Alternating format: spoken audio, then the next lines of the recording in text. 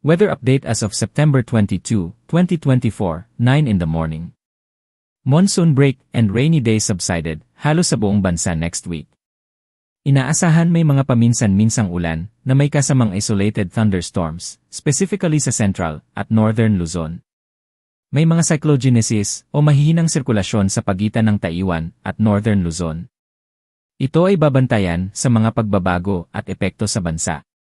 Improve weather para sa Visayas, Mindanao, Palawan, at sa ilang lugar sa Luzon, pero may mga paminsan-minsan malalakas na pag-ulan na may kasamang isolated thunderstorms, pero hindi naman ito magtatagal at ito ay posible magpatuloy hanggang sa huling araw ng September.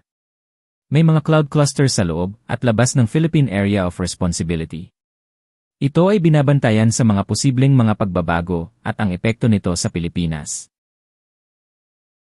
Disclaimer: bilang independent weather forecasting page, gamitin lamang ito bilang reference page.